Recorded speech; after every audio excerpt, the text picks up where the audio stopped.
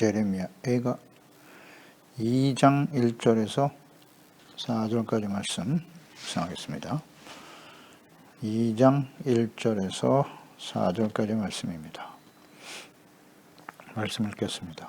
슬프다. 주께서 어찌 그리 진노하사 딸 시온을 구름으로 덮으셨는가. 이스라엘의 아름다움을 하늘에서 땅에 던지셨으며 그의 진노의 날에 그의 발판을 기억하지 아니하셨도다. 주께서 야곱의 모든 거처들을 삼키시고 긍휼히 여기지 아니하셨으며 노아사 딸 유다의 견고한 성체들을 허물어 땅에 엎으시고 나라와 그 지도자들을 욕되게 하셨도다. 맹렬한 진노로 이스라엘의 모든 뿔을 자르셨으며 원수 앞에서 그의 오른손을 뒤로 거두어 들이시고 맹렬한 불이 사방으로 불사름같이 야곱을 불사르셨도다. 원수같이 그의 활을 당기시고 대적처럼 그의 오른손을 들고 서서 눈에 드는 아름다운 모든 사람을 죽이셨으며 딸 시온의 장막에 그의 노를 불처럼 쏟으셨도다. 아멘. 하나님께서 자기 백성에게 하신 일, 오랫동안 패역하고 완고한 언약의 백성들에게 선지자 예레미야를 보내사 하나님께 돌아오기를 기다리셨죠. 하지만 돌이키지 않는 하나님의 백성들에게 하나님의 공의를 실현하실 수밖에 없는 하나님. 자, 하나님께서 자기 백성들에게 친히 하신 일, 그 하나님의 진노하심에 대해서 자세히 기록하고 슬픈 노래로 기록하고 있는 것이 예레미야가죠. 어찌 하나님의 자녀 백성들이 이렇게 되었는고. 2장에 다시 한번 강조하고 있죠. 예루살렘 하나님의 백성들에 대한 하나님의 진노하심으로 일어난 일입니다. 1절에 구름으로 덮으셨다. 이스라엘의 아름다움을 하늘에서 땅에 던지셨다. 진노의 날에 그의 발판을 기억하지 아니하셨도다. 말씀하고 있네요. 구름으로 덮으셨다. 이스라엘의 아름다움을 땅에 던지셨다. 구름으로 덮으셨다. 영광이 사라지는 거죠. 하나님이 그곳에 계시지 않으니까 슬픔과 고통에 구름이 잔뜩 끼었다는 거예요. 무엇보다도 아름다움, 이스라엘의 아름다움을 하늘에서 땅에 던지셨다라는 표현을 하셨네요. 이스라엘의 아름다움. 그래서 우리는 묵상되는 바죠. 이스라엘의 아름다움 무엇일까요? 하늘에서 땅에 던지셨다. 이스라엘의 아름다움은 무엇인가? 하늘에서라는 말과 연결해 보면 하나님의 나라와 관련이 되어 있죠. 하나님이 다스리시는 하나님의 나라의 거룩한 백성으로 살아가는 것이 이스라엘의 아름다움이다. 이건 이미 신명기 말씀에 자세히 나와 있는데요. 6장 4절 이하에 보면 이스라엘아 들으라. 우리 하나님 여호와는 유일하신 여호와이시니 너는 마음을 다하고 뜻을 다하고 힘을 다하여 네 하나님 여호와를 사랑하라 말씀하셨고, 18절에 여호와께서 보시기에 정직하고 선량한 일을 행하라. 그리하면 조건절 내가 복을 받고 그 땅에 들어가서 여호와께서 모든 대적을 내 앞에서 쫓아내시겠다고 내 조상들에게 맹세하신 아름다운 땅을 차지하리니 여호와의 말씀과 같으니라. 하나님은 사랑하라고 하셨어요. 유일하신 하나님이시니까 마음과 뜻을 다하고 힘을 다해서 내 하나님을 사랑하라. 그리하면 내가 복을 받는다는 거죠. 조상들에게 맹세하신 아름다운 땅을 차지하게 될 것이다. 하나님이 약속하신 가나안 땅이 바로 아름다운 땅이에요.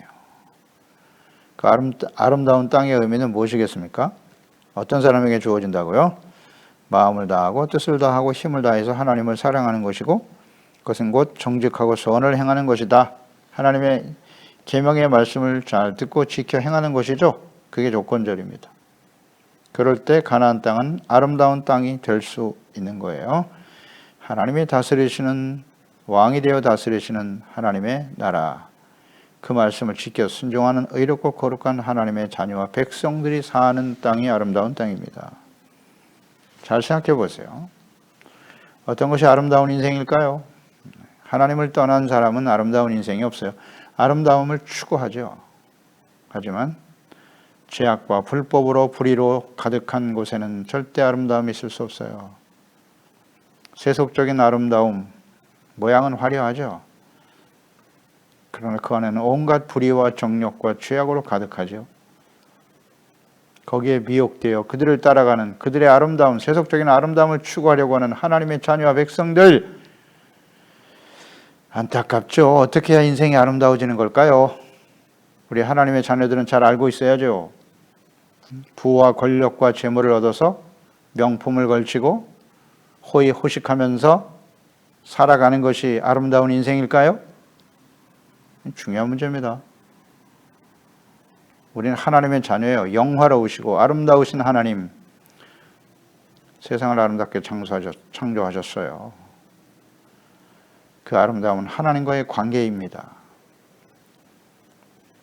정체성에 대한 분명한 이해와 깨달음을 가지고 의롭고 거룩한 하나님의 자녀와 백성으로 살아가는 것, 마음과 뜻과 성품을 다해서 하나님과 그 말씀을 지켜 순종하며 살아가는 인생이 아름다운 인생입니다.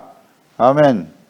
신명기 9장 6절로 8절에 그러므로 내가 할 것은 내 하나님 여호와께서 내게 아름다운 땅을 기업으로 주신 것이 내 공의로 말미암음이 아니니라. 너는 목이 곧은 백성이다. 너는 광야에서 내 하나님 여호와를 경노하게 하던 일을 잊지 말고 기억하라.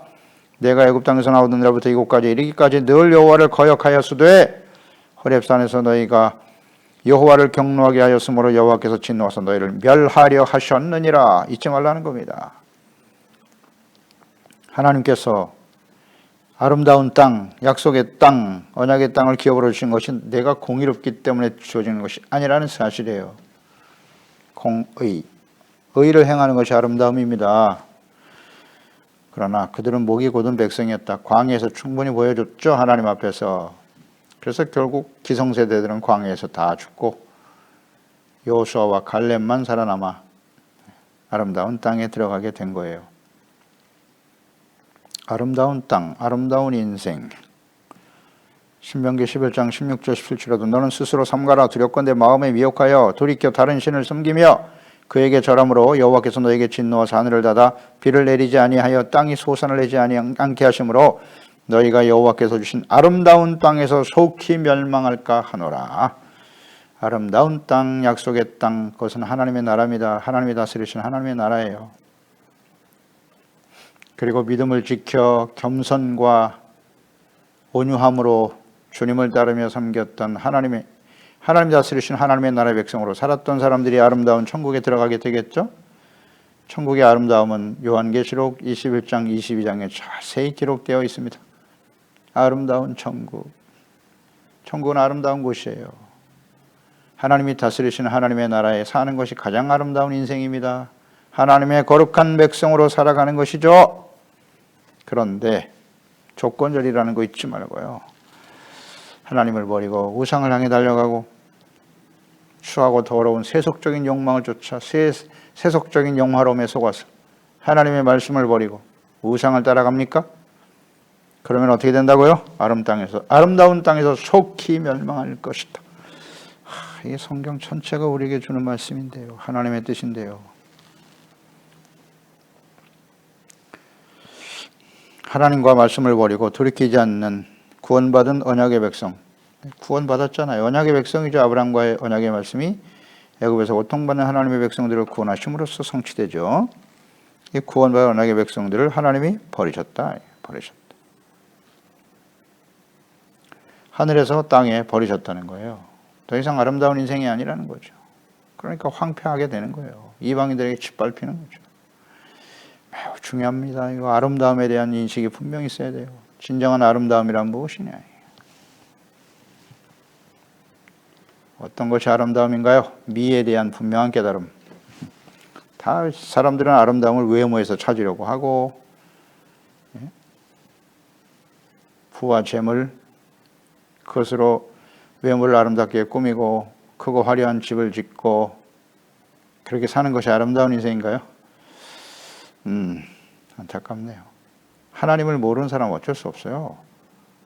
그런데 아름다우신 하나님, 창조주 하나님, 그 하나님을 알고 그 하나님의 말씀에 따라 살아가야 할 하나님의 백성들이 말입니다. 이 가치를 몰라요. 의미를 깨닫지 못하고 있어요. 개념 정리가 안 돼 있어요. 개념 정리.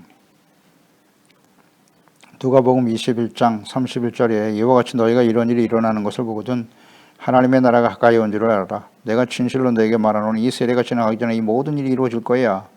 천지는 없어지겠으나 내 말은 없어지지 아니하리니 너희는 스스로 조심하라. 그렇지 않으면 방탕함과 술 취함과 생활의 염려로 마음이 둔해지고 뜻밖의 그날이 덫과 같이 너에게 임할 거야.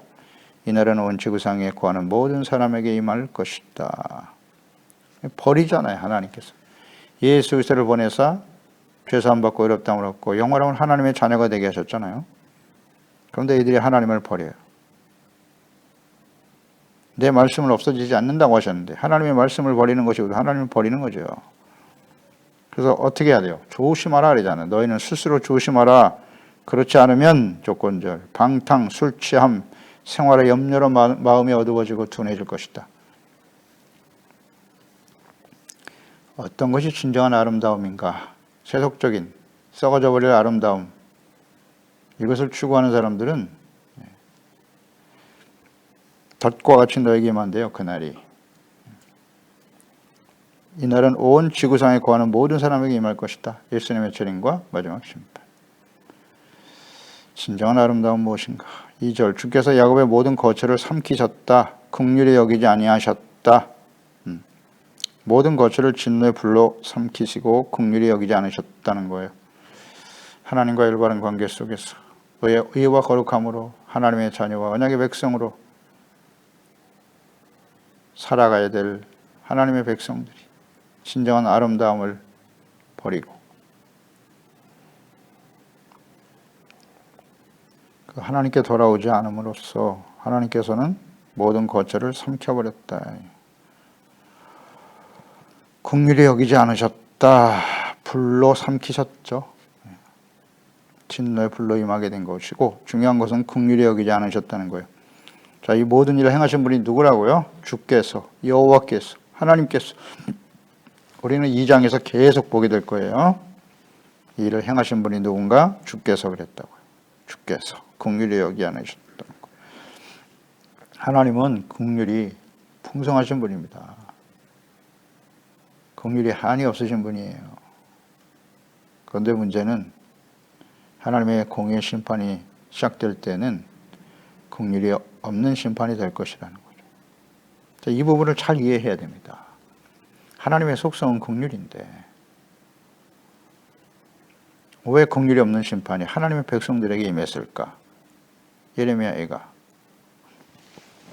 역사적으로 이루어졌던 일이잖아요.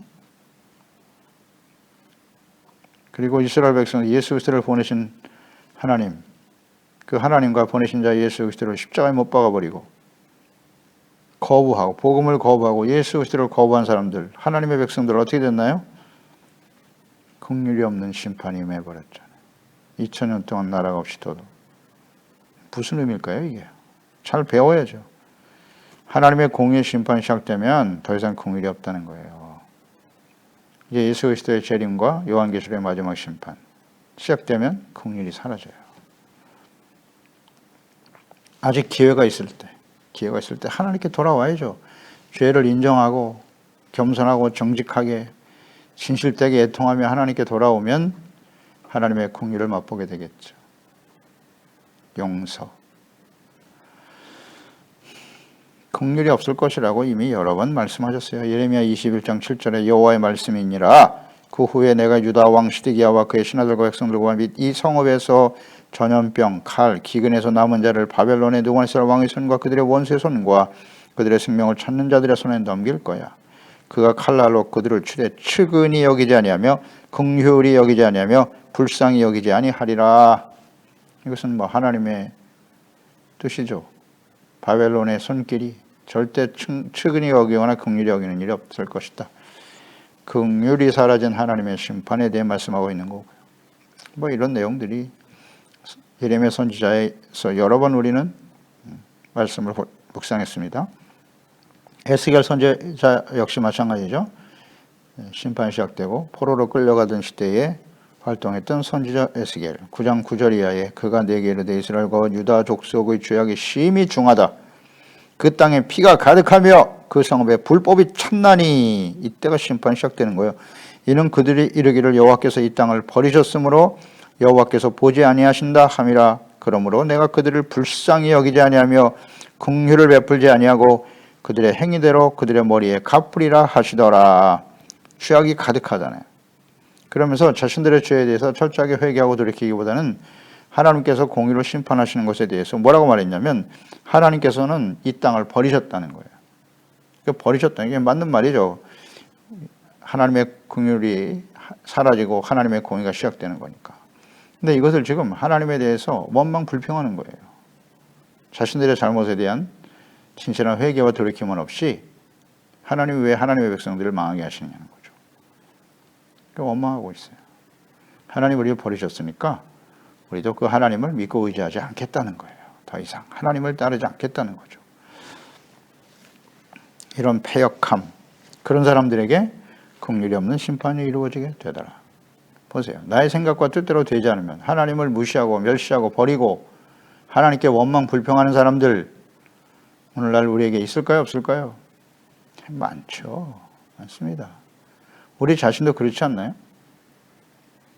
내 생각과 뜻대로 그렇게 오랫동안 기도하고 열심히 봉사하고 헌신했는데 그 결과가 결국 이것입니까?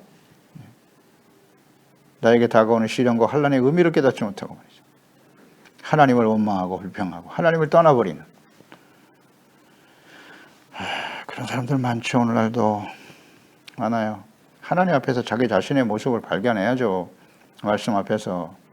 말씀을 듣지 않으니까 말씀을 듣긴 듣는데 이렇게 선별해서 좋은 말씀만 쏙쏙 골라서 축복받아라, 잘된다, 성공한다, 형통할 것이다. 이 거짓 선지자들이 하는 말에 귀를 기울이고 거짓된 자기 확신에 빠져서 말이죠.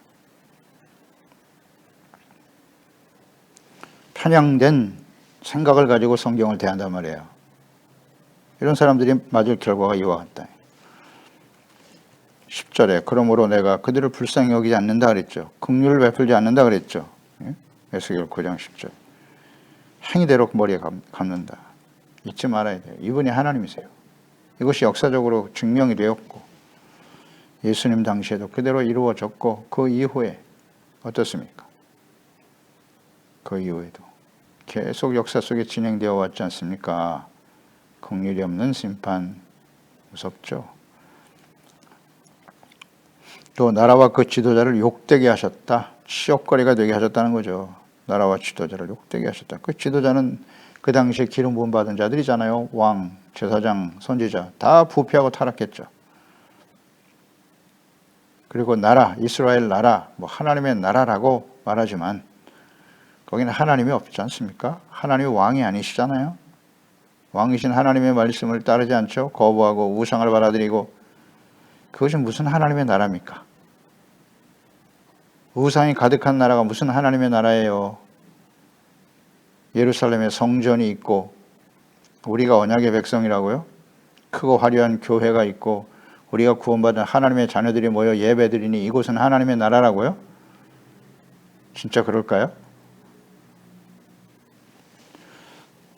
나라와 지도자를 욕되게 하셨다고요. 부패하고 타락한 하나님의 성전, 예루살렘, 교회 거기 하나님이 계실까요?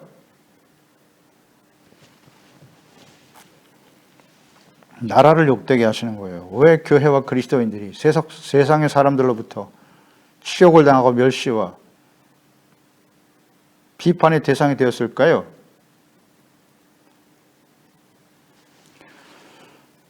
이스라엘은 제사장의 나라입니다. 하나님이 다스리시는 하나님의 나라여야 하는 거예요. 다 부패하고 타락해버린 이스라엘. 하나님께서 다스리신 하나님의 나라 이스라엘이 이방인들 바벨론에게 의해서 짓밟혀 폐허가 되고 치욕거리가 되었단 말이에요. 왜 오늘날 교회와 그리스도인들이 치욕거리가 될 수밖에 없었는가? 잘 생각해 보면 알죠. 예레미야 23장 25절 이하에 내 이름으로 거짓을 예언하는 선지자들의 말에 내가 꿈을 꾸었다 말하는 것을 내가 들었다. 거짓을 예언하는 선지자들이 언제까지 이 마음을 품겠느냐? 그들은 그 마음에 간교한 것을 예언하느니라. 34절에 또 여호와의 엄중한 말씀이라 하는 선지자에게나 제사장에게나 백성에게는 내가 그 사람과 그 집안을 벌할 것이다. 내가 너희를 온전히 잊어버리며 내가 너희와 너희 조상들에게 준 이 성읍을 내 앞에서 내버려 너희는 영원한 치욕과 잊지 못할 영구한 수치를 당하게 하리라 하셨느니라. 아멘. 거짓 선지자들, 부패한 제사장들, 어리석은 왕들, 그들이 하는 말, 입술로는 이것이 엄중한 하나님의 말씀이다, 내가 특별히 받은 하나님의 말씀이라고 떠들어요. 거짓을 말하고 있죠. 마음에 간교한 것을 예언하고 있죠. 그런 자들을 하나님께서는 반드시 멸하실 거고 영원한 치욕과 잊지 못할 영원한 수치를 당하게 하실 거라고 말씀하셨어요. 예레미야 선지자를 통해서 그 말씀이 지금 성취된 거죠. 이루어졌잖아요. 하나님의 백성들이 완전히 폐허가 돼서 주변 나라들에게 완전 치욕과 욕을 당하고 있단 말이죠. 왜 이렇게 이해가 안 되는 거예요. 우리가 하나님의 언약의 백성인데, 하나님의 성전이 있는데, 예배도 드렸고 하나님의 이름을 부르고 하나님의 백성이라고 예수 그리스도를 믿고 구원받은 하나님의 자녀라고 자부심을 갖고 살았는데 말이죠. 왜 세상 사람들로부터 이렇게 치욕거리가 되고 있죠? 이걸 모르면 안 됩니다. 3절 이스라엘의 모든 뿔을 자르셨다. 누가요? 하나님께서요. 원수 앞에서 그의 오른손을 뒤로 거두어 들이셨다. 맹렬한 불이 사방으로 불사른같이 야곱을 불사르셨다. 이스라엘의 모든 뿔을 자르셨다. 이 뿔이란 무엇일까요? 이스라엘의 뿔, 시편 18편 2절이죠. 여호와는 나의 반석이시오 나의 요새시며 나를 건지시는 이시오 나의 하나님이시오. 내가 그 안에 피할 나의 바위시오 나의 방패시오 나의 구원의 뿔이시오 나의 산성이시로다. 뿔은 뭐다? 하나님의 구원의 은혜입니다. 구원의 뿔이라고. 구원의 능력, 뿔은 능력과도 연결이 되어 있죠. 하나님의 은혜, 시편 89편 17절에는 주는 그들의 힘의 영광이심이라. 우리의 뿔이 주의 은총으로 높아집니다. 힘과 영광이 뿔입니다. 뿔. 89편 24절이죠. 나의 성실함과 인자함이 그와 함께 하리니 내 이름으로 말미암아 그의 뿔이 높아지리로다. 뿔, 영광, 힘, 능력을 의미하는 거잖아요. 그러니까 구원의 은혜, 명예, 영광, 권세, 힘을 상징하는 말이에요. 뿔. 그것은 하나님께로부터 주어지는 거죠. 이스라엘. 구원받은 하나님의 자녀들의 힘과 능력, 영광은 무엇입니까? 하나님께로부터 주어지는 은혜다. 하나님과의 올바른 관계 속에서 하나님의 말씀을 따라 지켜 순종하는 의롭고 거룩한 하나님의 나라의 자녀와 백성으로 살아갈 때 하나님께서 구원이 되시고 능력이 되시고 도움이 되시고 산성과 요새가 되시는 거예요. 하나님의 사람 다윗은 끝없이 계속되는 시련과 환난, 그 환난 가운데서 이걸 깨달았어요. 능력이 사람에게 있는 것이 아니구나. 하나님이 나의 능력이시고 하나님이 나의 영광이시로구나. 시련과 어려움을 당해보면 알죠. 로마서 8장 29절 30절로 이어집니다. 하나님이 미리 아신 자들을 또한 그의 아들의 형상을 본받게 하기 위하여 미리 정하셨다. 이는 그로 많은 형제 중에서 맏아들이 되게 하려 하심인데 또 미리 정하신 그들을 부르셨다. 부르신 그들을 또한 의롭다고 하시고 의롭다 하신 그들을 또한 영화롭게 하셨느니라. 구원의 뿔, 영화로움, 하나님의 자녀가 되는 겁니다. 예수 그리스도 안에서 우리를 택하시고 부르셔서 의롭다함을 얻게 하시고 모든 죄를 깨끗하게 하시고 영화로운 하나님의 자녀가 되게 하시는 것, 이것이 바로 뿔이죠. 구원의 뿔. 이것이 진정한 아름다움이고, 그런데 이 모든 것을 하나님이 뽑아버리셨다네요. 자르셨대요. 하나님을 버리고 하나님의 말씀을 버리고 의와 거룩함을 버린 하나님의 자녀 백성들, 하나님이 잘라버리시는 거예요. 그러니까 수치와 모욕을 당하는 거죠. 멸시를 당하게 되는 것이고. 더 나아가서 그의 오른손을 거두셨다, 이런 말씀하셨네요. 다 하나님이 하시는 일이에요. 오른손을 거두셨다. 하나님의 백성들에게 있어서 오른손은 어떤 의미입니까? 출애굽기 15장 6절에 여호와여 주의 오른손이 권능으로 영광을 나타내십니다. 여호와여 주의 오른손이 원수를 부수시나이다. 오른손, 하나님의 오른손은 이스라엘 백성들에게 있어서 권능이에요. 권능. 원수를 부수시는 하나님의 권능. 시편 20편 6절이죠. 여호와께서 자기에게 기름 부음 받은 자를 구원하시는 줄 이제 내가 아노니 그의 오른손에 구원하는 힘으로 그의 거룩한 하늘에서 그에게 응답하시리로다. 하나님의 오른손은 구원하시는 능력입니다. 원수를 물리치는 능력입니다. 이 오른손의 능력이 요한계시록 1장 16절에 나타나죠.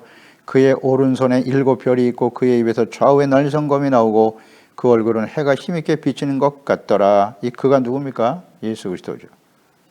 마지막 심판이 임박한 시대의 교회들에게 오른손에 7별이 있다. 7별은 교회를 의미하는 거예요. 교회를 주님의 오른손으로, 예수 그리스도의 오른손으로 붙들고 계세요. 그분이 하시는 말씀이에요. 10절에 내가 볼 때 그의 발 앞에 엎드려져 죽은 자같이 되매 그가 오른손을 내게 얹고 이르시되 두려워 말라. 나는 처음이요 마지막이다. 오른손 하나님의 교회와 계시록 1장 20절에 내가 본 것은 내 오른손에 7별의 비밀과 또 7 금촛대라. 7별은 7 교회의 사자요 7 촛대는 7 교회다. 교회 사자를 오른손으로 붙들고 계시네요. 예수님께서. 그러면서 말씀하시기를 계시록 2장 1절로 에베소 교회로부터 시작되는 거죠. 에베소 교회 사자에게 편지하노라. 오른손에 있는 7별을 붙잡고 7 금촛대 사이를 거니시느니 예수님. 예수님이 그 오른손으로 교회와 하나님의 자녀 백성들 붙들고 계시다. 그 오른손을 놓으실 때 심판이 쏟아지는 거예요. 그러니까 이 오른손을 놓지 않도록 구원의 하나님의 능력 안에 살아가도록 지금 소아시아 7교회 마지막 심판이 임박하실 때 교회들을 향해서 주님 외치고 계시는 거예요. 그 메시지는 뭐였다? 회개하라, 이기는 자가 되라, 성령이 교회들에게 하시는 말씀을 들어라. 이 말씀을 들으면 하나님의 그 능력의 오른손이 구원의 능력으로 나타나서 심판 가운데서 하나님이 살려내시겠죠. 그러나 이것을 포기하고 따르지 않으면 언제나 그래요. 하나님이 말씀을 제시하시고 그 말씀을 따라 순종하면 구원의 오른손이 능력이 되어 영광스러운 모습으로 주님 앞에 서게 되겠지만 그렇지 않으면 진노 앞에 서게 되는 거죠. 오른손을 놓을 때 과거 예레미야 시대처럼 될 것이고 예수님 당시에 하나님의 백성들처럼 될 것이고 하나님을 버리고 복음을 정치와 타협하고 부패하게 만든 카톨릭과 같이 될 것이고 그렇게 되잖아요. 그리고 오늘날 교회가 또 주의 종도가 재직들이 이와 같은 모습으로 돌이키지 못하면 멸망의 길을 가겠죠. 이 성경이 주는 교훈이잖아요. 성경이 아주 그냥 명약관하죠. 아주 확실하게 분명하게 우리에게 말씀해 주고 있어요. 성경을 보면 우리의 과거, 현재, 미래가 그냥 다 보입니다. 그러니까 마지막 심판을 주관하시는 예수님의 오른손, 마지막 때 교회들의 경고하시고 책망하시는 말씀을 잘 들어야 합니다. 또 4절에 딸 시온의 장막에 그의 노를 불처럼 쏟으셨다라고 하면서 딸 시온이라는 표현을 하셨잖아요. 하나님의 아버지고 유다 언약의 백성은 처녀딸이었다. 정결하고 순결한 처녀딸인데 시온의 장막 예루살렘이잖아요. 예루살렘. 하나님이 다스리시는 하나님의 나라 예루살렘. 그에게 하나님께서 노를 불처럼 쏟아부으셨다는 거예요. 진노. 이것은 과거에도 하나님이 하셨던 말씀이죠. 신명기 4장 23절 24절 너희는 스스로 삼가 너희 하나님 여호와께서 너희와 세우신 언약을 잊지 말고 자꾸 잊어버리거든요. 내 하나님 여호와께서 금하신 어떤 형상의 우상도 조각하지 마라. 내 하나님 여호와는 소멸하는 불이시며 질투하시는 하나님이다. 우상을 받아들이면 이렇게 소멸하는 불로 나타나시겠다고 약속하셨고 사사시대에 임했고 열왕기 시대에도 계속 임했고 나타났잖아요. 이 말 하나님께서 말씀대로 하셨잖아요. 하나님의 백성들은 끊임없이 우상을 향해 달려가고 예레미야 시대 역시 마찬가지였고 오랫동안 기다리셨으나 소멸하는 불로 나타날 수밖에 없었다. 우상을 버리질 못하네요. 우상은 무엇이라고요? 자기 자신이 우상입니다. 하나님보다 자기 자신을 더 믿고 의지하려고 하는 것. 이게 교만이고 교만이 우상이에요. 자기 본위의 신앙의 모습은 있어요. 그런데 자기 뜻대로, 자기 소견에 옳은 대로. 이거 다 우상숭배입니다. 하나님의 말씀을 거역하는 것, 불순종하는 것, 다 우상숭배입니다. 하나님보다 재물을 주인으로 섬기는 것? 우상숭배. 소멸하는 불만 남아있다는 사실이에요. 히브리서 12장 25절 29절 말씀. 너희는 삼가 말씀하신 일을 거역하지 말라. 땅에서 경고하신 일을 거역한 그들이 피하지 못하였거든. 하물며 하늘에서 경고하신 일을 배반한 우리일까 보냐. 그때는 그 소리가 땅을 진동하였거니 와 이제는 약속하여 이르시되 내가 또 한 번 땅만 아니라 하늘도 진동할 거야. 예수님의 재림이잖아요. 이 또 한 번이라 하시면 진동하지 아니한 것을 영존하게 하기 위하여 진동할 것들을 곧 만드신 것들에 변동될 것을 나타내심이라. 그러므로 우리가 흔들리지 않은 나라를 바랐은즉 은혜를 받자. 이로 말미암아 경건함과 두려움으로 하나님을 기쁘시게 섬길지니 또는 감사하자. 우리 하나님은 소멸하는 불이심이니라. 아멘. 은혜를 받자. 어떻게 은혜 받는 겁니까? 죄를 깨닫고 용서받는 겁니다. 겸손해져야죠. 하나님 앞에 겸손의 은혜를 받죠. 흔들리지 않는 나라를 받았으니 그랬잖아요. 그래서 경건함, 두려움,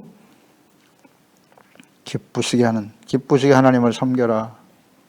그렇지 않으면 소멸하는 불과 같은 주님을 만나게 될 것이다. 기도하겠습니다. 하나님 아버지, 오늘도 주의 말씀을 듣습니다. 왜 하나님의 자녀와 언약의 백성들, 그들이 아름다운 땅에서 버려지게 되었는가? 그 아름다운 땅이 왜 불타버리게 되었는가? 이 모든 일을 행하신 분이 누구시냐? 하나님께서 하셨다. 왜 그렇게 되었을까요? 그들이 하나님을 버렸기 때문이에요. 말씀을 버렸습니다. 끊임없이 사랑하며 기다리시는 하나님. 오래 참으셨잖아요. 그게 하나님의 사랑이죠. 그럴 때는 끝까지 하나님을 거부했어요. 그럴 때는 긍휼이 없는 하나님의 공의의 심판이 시작될 수밖에 없다는 사실. 이것이 모든 이스라엘 역사 속에 계속되어 왔고 오늘날도 계속되고 있죠. 왜 하나님의 영화로운 하나님의 자녀 백성들이 하나님이 없는 세상 사람들로부터 치욕거리가 되고 멸시와 조롱을 당하게 되었나요? 이런 일들은 앞으로 계속되겠죠. 그래서 하나님의 구원에 예수 그리스도 안에서 주신 구원의 오른손의 능력이 항상 우리와 함께 하실 수 있도록 항상 두렵고 떨리는 마음으로 경건함으로 깨어 기도하며 준비되어지는 지혜로운 하나님의 자녀와 백성들이 되도록 도와주세요. 예수님의 이름으로 기도드리옵나이다. 아멘.